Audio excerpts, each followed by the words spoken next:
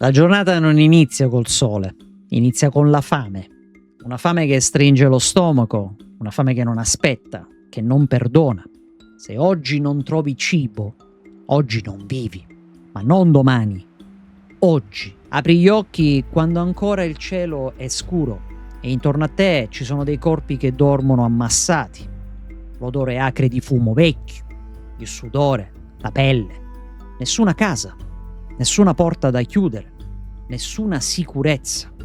Solo un cerchio di uomini, donne e bambini che respirano insieme perché separarsi, anche di notte, significa morire. Questo è il mondo di Homo sapiens. E tra poche ore qualcuno potrebbe non arrivare a sera. E allora andiamo a raccontare come viveva una giornata l'Homo sapiens. In questo video non ti parlerò dell'evoluzione in astratto, non ti parlerò di ossa, non di fossili, non di teorie. Io oggi ti porterò dentro una giornata reale, vissuta da un Homo sapiens qualunque. Cosa mangia, come caccia, cosa teme, chi ama, cosa crede, cosa lo tiene sveglio la notte. Vedrai delle regole non scritte, dei rituali invisibili, delle scelte brutali che decidono chi vive e chi no. Non vedrai eroi, non vedrai scimmie, vedrai delle persone. E quando questa giornata finirà, ti chiederò solo una cosa. Saresti sopravvissuto?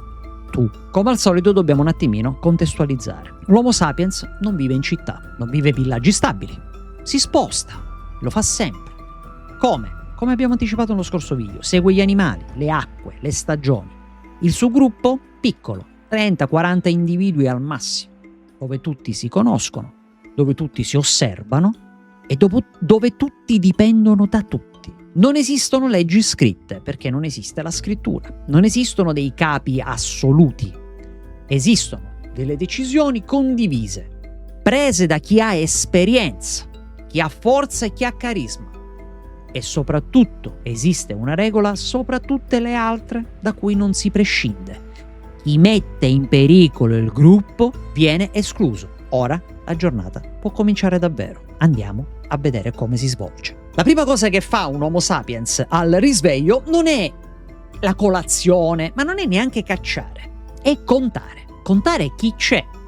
Contare chi respira, chi si muove, chi tossisce, chi ha magari delle ferite che non si sono ancora chiuse. Tutti questi sono dei dettagli fondamentali per la collettività. Questo perché? Perché una ferita infetta non è un problema semplicemente individuale, diventa un rischio per tutti, perché se qualcuno non riesce a camminare, cosa fa? Rallenta il gruppo. E se rallenta il gruppo, attira dei predatori.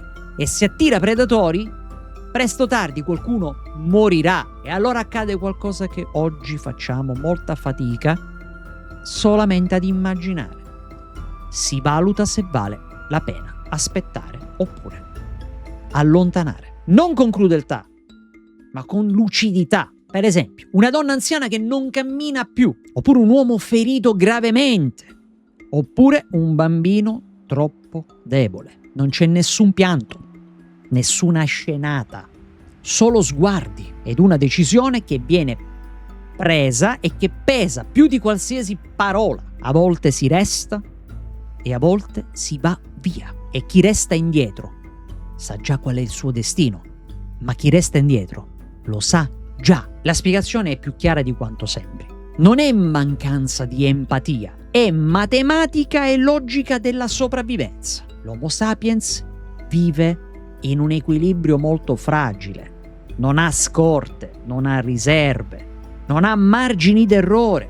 Ogni bocca in più consuma energia, ogni passo in più costa forza. E allora chi è che decide? Non uno solo.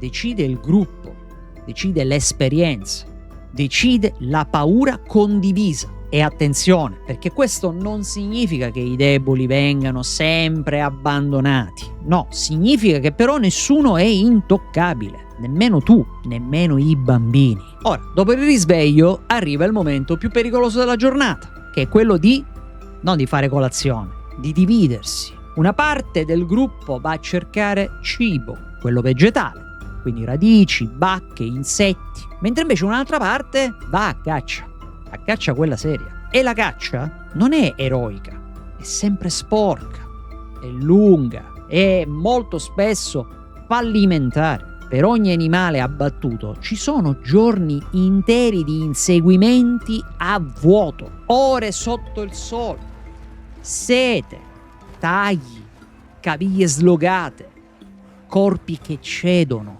vittime. E qui arriva il punto che spesso non ti raccontano, o che magari avrai già sentito in maniera abbastanza più delicata. La caccia uccide più cacciatori che prede, cadute, infezioni, animali feriti che si rivoltano, predatori più grandi che arrivano attirati dall'odore del sangue. Era una continua scommessa. Uscire a caccia significa accettare che qualcuno, presto o tardi, prima o poi, poteva anche non tornare. Tutti questo lo sanno, tutti questo lo accettano. Ora, come nello scorso video, abbiamo parlato solo del corpo. E come nello scorso video, anche in questo video entriamo nella testa dell'Homo sapiens. Quando il sole è alto e la caccia è finita, bene o male, arriva il momento più silenzioso della giornata, ovvero quello della condivisione del cibo. Perché questo? Perché fondamentalmente il cibo non è tuo, mai. Il cibo è del gruppo, e anche se hai colpito tu l'animale, anche se hai rischiato tu la vita, anche se sei ferito, il cibo appartiene al gruppo, e chi prova a fare il furbetto, quindi a trattenere una parte per sé, viene osservato.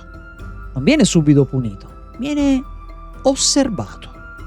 Perché l'egoismo è il vero tabù dell'Homo sapiens. Ma c'è un dettaglio però ancora più inquietante, ovvero non tutti mangiano la stessa quantità. Contrariamente a quanto abbiamo detto nello scorso video, ma adesso c'è una motivazione, mangiano prima i bambini, poi le donne fertili, poi i cacciatori migliori. Gli altri aspettano, e se il cibo è poco, qualcuno mangerà meno.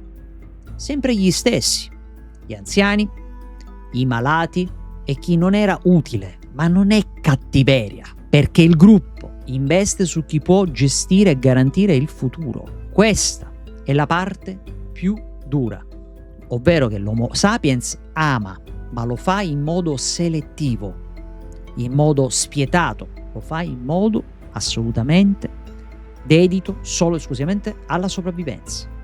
L'amore esiste, sì, ma non è un amore romantico. Le coppie si formano e si sciolgono. La gelosia esiste, ma è controllata. Il sesso non è privato, il sesso anche veniva osservato, veniva anche commentato, veniva valutato.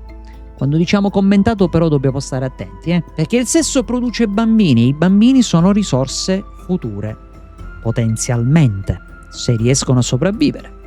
Le donne scelgono, sì, le donne scelgono, ma all'interno di un equilibrio fragile. Un uomo violento non viene eliminato subito, viene isolato, viene ignorato, privato di alleanze. È come un branco proprio di animali. E prima o poi resta solo. E quando resta solo, il peggio può accadere. Per esempio, le superstizioni invece riempiono i vuoti. Ogni rumore nella notte è uno spirito. Ogni malattia è una colpa. Ogni morte improvvisa è un avvertimento. Si parla con i morti. A modo loro parlavano con i morti. Si chiede perdono agli animali uccisi.